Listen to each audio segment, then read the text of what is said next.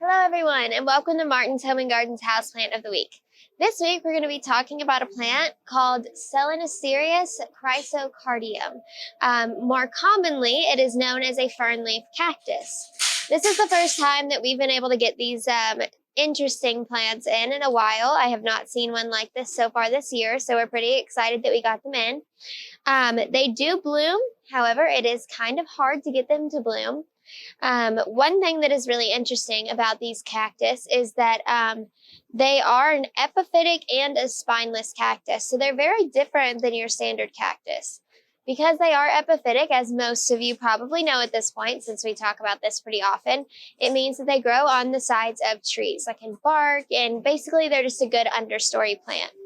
With that being said, it makes you understand the fact that they don't want as much shade as you would expect other cactus to want. So they like that really bright, full morning sun, and then they don't really need any more sun for the rest of the day. They'll prefer shade, which is another reason that they're so great in our house, is because they are pretty low maintenance. And since they're a cactus, they don't really need to be watered very often. So they kind of are a really good option if you want something low light and also low water and like maintenance, but also to have that tropical, very like arid look to your house. They are also pretty important to note. They are from Mexico. That's where they're native to. So that tells you a little bit about care as well. When you pot these little guys, you're going to want to make sure that it's in a mix of like a cactus soil that drains really well and an orchid bark mix. Because orchids are also epiphytic, the orchid bark is really good in the mixture for these plants because it allows the water to drain through really easily. You don't have to repot these very often, probably just about every 2 or 3 years, and not necessarily because the roots have gotten, it's become root bound, but more so because the nutrients in the soil is breaking down, and so you need to replenish the nutrients.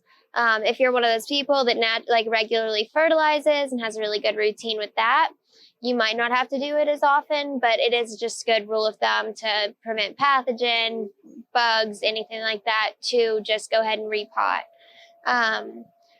We also could talk about watering. So with these, since they are a cactus, I would probably just wait until the soil is dry and then water again. That way you kind of know that you're not going to overwater your plant. So I mentioned earlier how these will bloom. They're kind of a shy bloomer, so they don't bloom very often.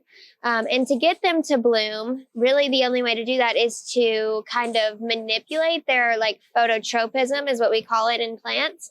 It's basically just the amount of light that it gets and kind of manipulating that to where it gets less light to indicate to bloom. So people also do that with Easter lilies, poinsettias, things like that to make sure that they're ideal for the specific date that they're going to be sold on.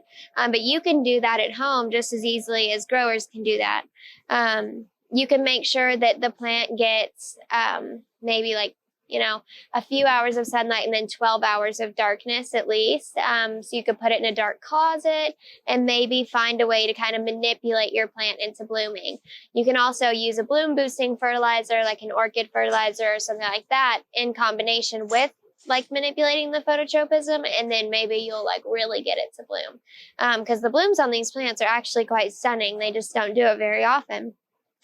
So that's pretty much all I think we have to talk about. I did forget to mention these can get up to 6 feet wide, and in a hanging basket, that kind of means they're just going to trail down, but that is really nice for your house too. And these are already pretty big if they only get up to 6 feet wide. So come in and check these suckers out because they are pretty cool, and we've had them for a few weeks, and they're definitely an interesting plant to look at. So come by, check us out, and stay warm because it's chilly here.